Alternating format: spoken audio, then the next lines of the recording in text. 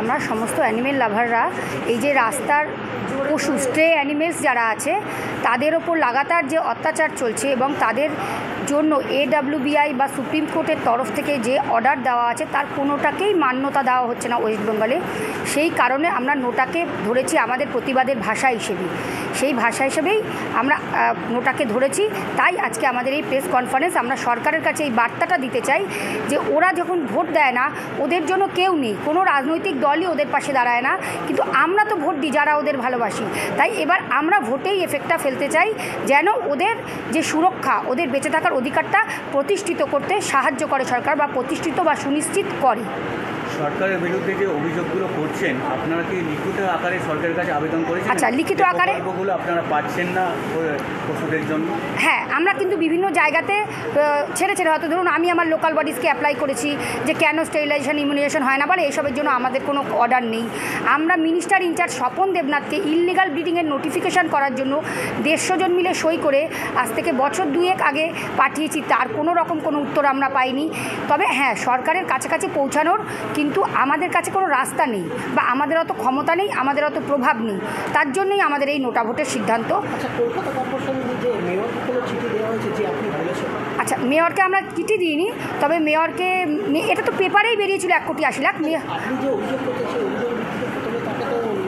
দেখুন, আমি একটা মেল একবার করেছিলাম যে ABC রুলসটা কেন হয় না বা কিছু, এই নিয়ে না কোনো রেসপন্স পাইনি আমি। আপনাকে তো প্রথমে ওই যে আপনি যে অভিযোগটা করছেন কলকাতা কর্পোরেশনের উপরে, তাকে আপনাকে তো প্রথমে জানাতে হবে, তারপরে উনি কী বলছেন তারপরে বলতে পারবেন। না, আমরা জানাইনি সেভাবে অফিসিয়ালি, আমরা কোনো চিঠি দিইনি, কিন্তু তার আগে দেওয়া হয়েছিল অবশ্যই। দেখুন, অত্যাচার হচ্ছে কোনো একটা এলাকা ভিত্তিক না সারা রাজ্য জুড়ে? সারা রাজ্য জুড়ে। আমার নাম দোলা সরকার।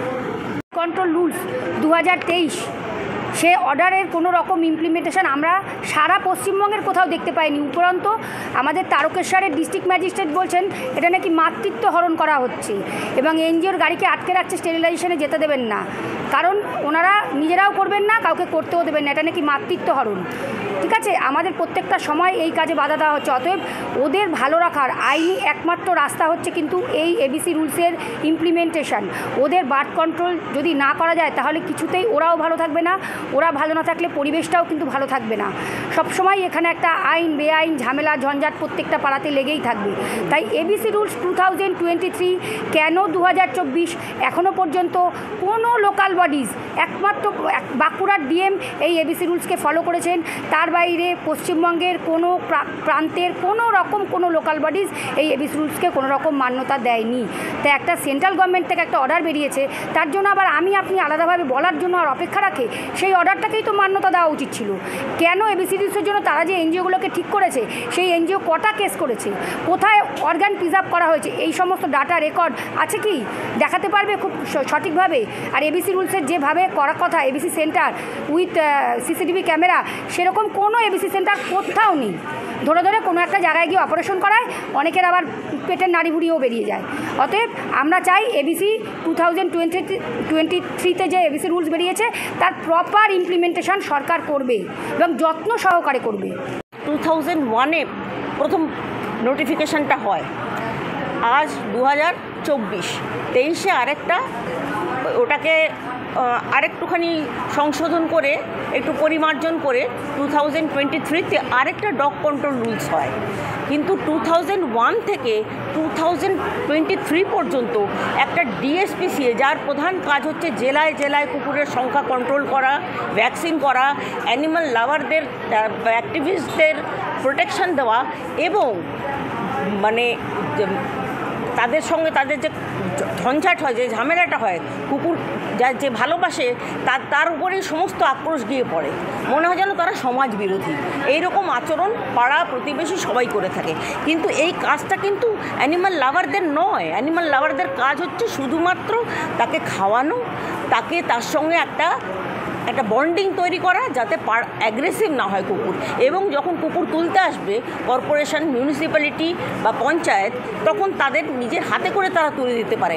আমরা যখন ভ্যাকসিন করি আমাদের কারুকে ল্যাশো দিয়ে বা কিছু দিয়ে ধরতে হয় না, আমরা অ্যানিমাল লাভারদের ডাকি, তারা পিঠে হাত বুলায়, আমরা পেছন থেকে ভ্যাকসিন করে দিই। তাহলে এই এত বড় একটা কাজ আমরা করছি সোসাইটির হয়ে, এবং মানে গভর্নমেন্ট যে আছে একটা বিরাট একটা department AWBI, animal welfare board of India এবং animal welfare board of West Bengal, তারা তাহলে কী করছে?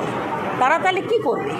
তারা কোন কাজটা করছে না? আমরা এমনকি অ্যাওয়ারনেস, মানে পাবলিক অ্যাওয়ারনেস যে তৈরি করা, যে কুকুর সম্পর্কে বা এই অ্যানিমালদের সম্পর্কে, সেটাও কিন্তু তাদেরই কাজ, সেটাও আবার আমরা করে থাকি। সেটা তো কলকাতা কর্পোরেশন করছেন না, আর কোথাও করছে না। মিউনিসিপ্যালিটি তো প্রচুর আছে, 26টা না 27টা মিউনিসিপ্যালিটি, কেউ করছে না। আর পঞ্চায়েতে তো কোনো খবরই নেই। দেখা যাচ্ছে করছে, অনেকগুলো প্রোগ্রামও করছে। হ্যাঁ, আমিও তাতে যুক্ত ছিলাম এক সময়।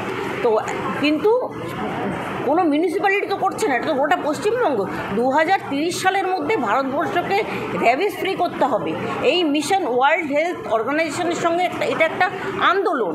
তো এই আন্দোলন ততক্ষণ সফল হবে না যতক্ষণ না অ্যানিমাল বার্থ কন্ট্রোল এবং প্রতি বছর তাকে ভ্যাকসিনেশন, এই কাজটা ঠিকমতো করা হবে। ওয়ার্ল্ড হেলথ অর্গানাইজেশন বলছে 70 থেকে 73%, 75% পর্যন্ত অ্যানিমালকে বার্থ কন্ট্রোল করলে এবং তাদের ভ্যাকসিন দিলে পরে 2030 সালের মধ্যে র্যাবিস কন্ট্রোল হতে পারে ভারতবর্ষ থেকে। কিন্তু কোথায় কি প্রশাসন কী করছে? যা কিছু করছে তো এই অ্যানিমাল লাভাররা আমাদের সীমিত সাধ্য দিয়ে আমরা লড়ে চলেছি। আমরা ঘরে বাইরে লড়াই করছি, পাড়ায়, প্রতিবেশীর সঙ্গে, প্রশাসনের সঙ্গে, বাকিগুলো তো সবই আপনারা শুনেছেন। অন রেকর্ডের জন্য আপনার নামটা বলুন। আমার নাম ডক্টর মঞ্জু মণ্ডল। আপনারা আমাদের এই প্রেস কনফারেন্সে এসেছেন, আর যারা অ্যানিমেল লাভার আছেন, অ্যানিমেল অ্যাক্টিভিস্ট আছেন, তাদেরও অনেক ধন্যবাদ যে আপনারা আমাদের এই প্রেস কনফারেন্সে এসেছেন। আমরা বহু বছর ধরে শহরে